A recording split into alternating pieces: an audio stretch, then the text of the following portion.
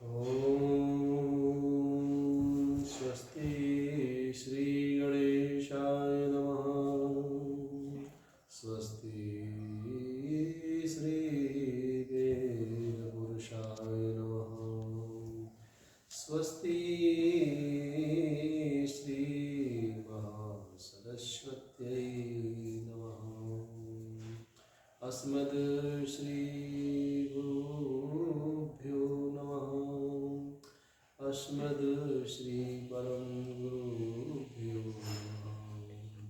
अस्मद् श्री सर्वगुरुभ्यो नमः। अज्ञानतिमिरान्धस्य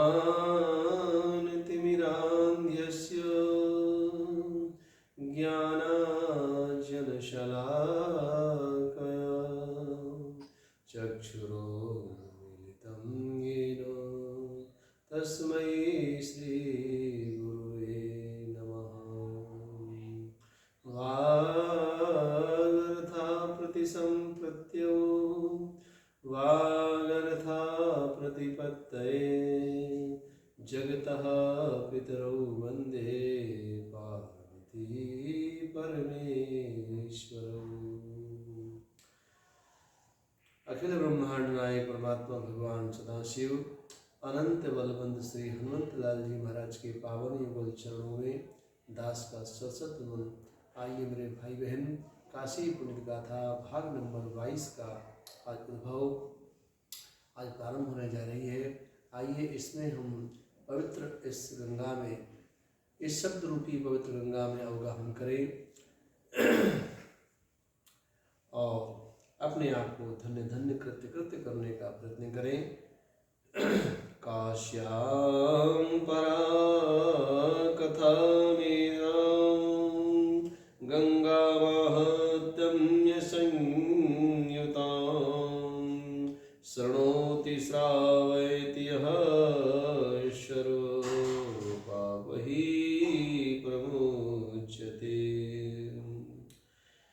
काशी जो है अपने आप में सनातन पुरातन तो है ही।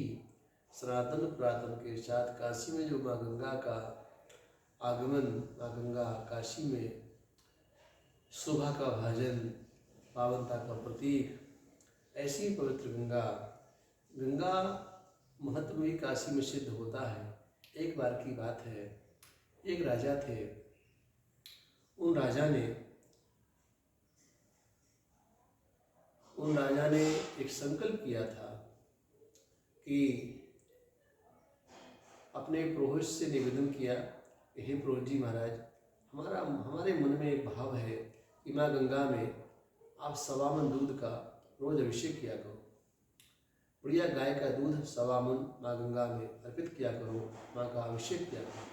पुरोहित जी ने जो है राजन के कथनानुसार, राजा के कथनानुसार 1.25 मन दूध का नित्य गंगा में अभिषेक करना प्रारंभ कर दिया। नित्य की भांति रोज गंगा में दुग्ध का अभिषेक करते थे। दैवयोग से, संयोग से एक दिन उनके यहाँ कुछ ब्राह्मणों का आगमन हुआ और अचानक सुबह सुबह में कुछ ब्राह्मण उनके यहाँ आ गए, भोर में 4-5 बजे के आसपास। और ब्राह्मणों ने आकर के निवेदन किया, हे ब्राह्मण देवता, आज हम सभी महात्मा ब्राह्मण लोग आपके यहाँ आज भंडारा ग्रहण करेंगे। ये ब्राह्मण देवता थोड़े गरीब थे, निरीह थे, प्रपन्न थे। इनके पास उतनी व्यवस्थाएं नहीं थीं। यद्यपि इस घर आए हुए आगंतुओं का अपमान भी तो नहीं किया जा सकता। घर आया हुआ आगंतु अतिथि होता है, ईश्वर के समान होता है, कैसे निरादर करें ये भी संभव नहीं है। इसलिए उनका आदर करना, उनका सम्मान करना, उनका आतिथ्य करना एक परम कर्तव्य है। तो वो अपनी पत्नी से बोले, देवी समझ में नहीं आ रहा है, आज संत महात्मा हमारे घर पर आए हैं, हमारा सौभाग्य है, हम भाग्यशाली हैं। अकस्मात हमारे घर पर साक्षात संत महात्मा जो भगवान भगवत रूप होते हैं वो आए हुए हैं और अपने मुख से ही कह रहे हैं कि हम आपके यहाँ भंडारा ग्रहण करेंगे। तो बताइए, हम लोगों के पास व्यवस्था नहीं है, क्या करें। तो उनकी पत्नी ने कहा, बड़े सुमृदुल भाव में कहा, हे देव, आप परेशान मत होइए, आप परेशान मत होइए।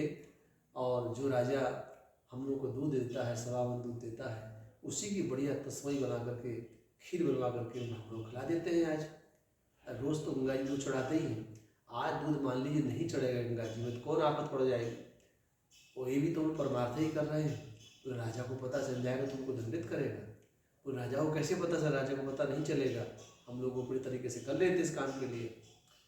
पत्नी की बात को पंडित ने मान लिया, ब्राह्मण देवता ने मान लिया, और उसी दूध की सवा में दूध की बढ़िया खीर बना करके और खूब संत महात्मा को खूब रबड़ी छनवाए, खूब घुटवाए, खूब बढ़िया तस्मई का उनको सबको भोग प्रसाद लगवाए। बड़े प्रसन्न हुए सब ब्राह्मण, बड़े संत महात्मा बड़े प्रसन्न हुए और प्रसन्न होकर प्रसन्नता के साथ विदा ले रहे हैं।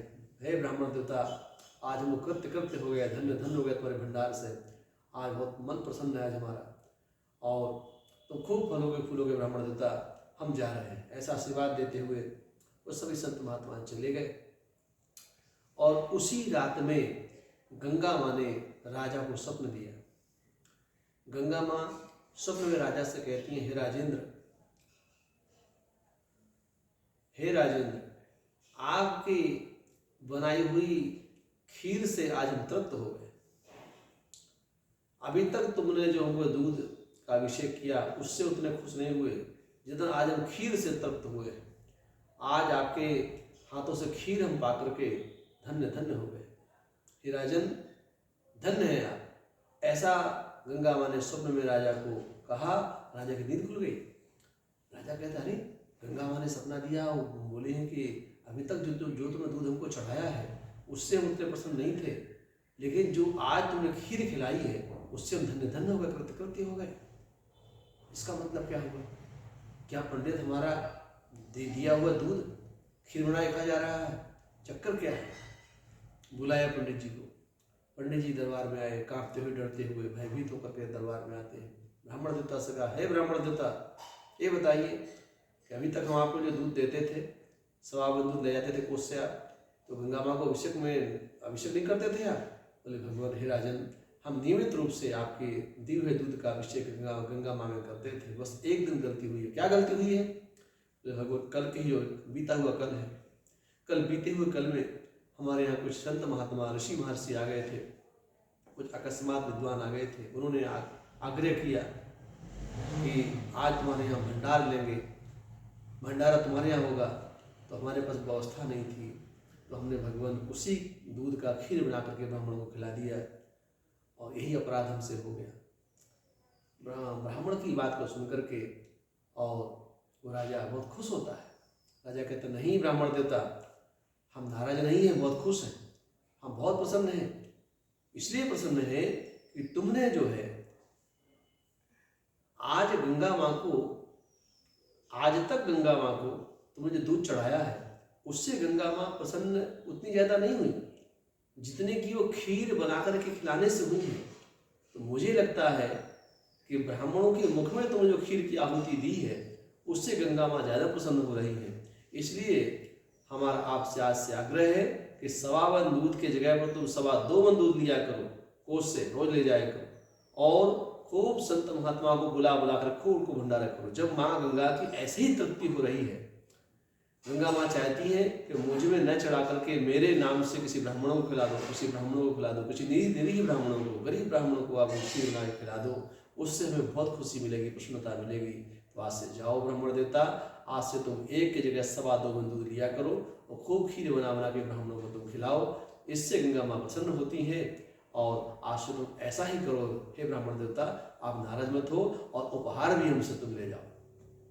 कहने का अभिप्राय है मेरे भाई बहन, गंगा माँ का विशेष महत्व है, और गंगा माँ अपने महत्व से ज़्यादा महत्व उन चीज़ों का देती हैं, उन चीज़ों को महत्व देती हैं और समझती हैं कि कहते हैं कि अपने से कुछ जो चीज़ें होती हैं, हम लोग अपने से कुछ करते हैं वो ठीक है, लेकिन कहते हैं कि हम अपने को बढ़िया से वस्त्र पहने, बढ़िया भोजन ग्रहण करें, बढ़िया खाद्य पदार्थों को मिलें, ठीक है, लेकिन उससे ज़्यादा महत्वपूर्ण है कि आप किसी को भूखे को आप पानी पिला दें, किसी प्यासे को पानी पिला दें, भूखे को खाना खिला दें, और किसी व्यक्ति को जिसके पास वो वस्तु नहीं है उसको वस्तु उपलब्ध करा दें। उससे भगवान हमारे देवता बड़े प्रसन्न होते हैं।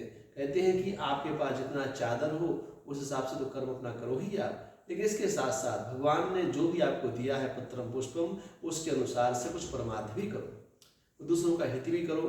और जैसे गंगा माँ चाहती हैं कि आपने हमें दिया, ठीक है, उससे हम सहमत हैं, प्रसन्न हैं, खुश हैं, लेकिन तो उस दूध का यदि खीर बना के ब्राह्मणों को खिलाओगे उससे हम ज़्यादा प्रसन्न होंगे। तो आप इस महात्मा से यही शिक्षा प्राप्त करें कि हम सदैव, हमसे जितना भी बने, जितना भी सामर्थ्य हो, जितना चादर हो, उस हिसाब से हम दूसरों का भी हित करें, दूसरों का भी हम आदर करें, दूसरों का भी मान सम्मान करें और हर व्यक्ति का सम्मान करते हुए अपने जीवन की यात्रा को आगे बढ़ाएं। इन्हीं शब्दों के साथ आज की कथा यही विराम ले रही है। कल की कथा कल होगी और तब तक के लिए जय श्री कृष्ण। सर्वे भवन्तु सुखिनः, सर्वे सन्तु निरामयाः, सर्वे भद्राणि पश्यन्तु, मा कश्चित् दुःखभाग् भवेत्। ओम शांति, ओम शांति, ओम शांति।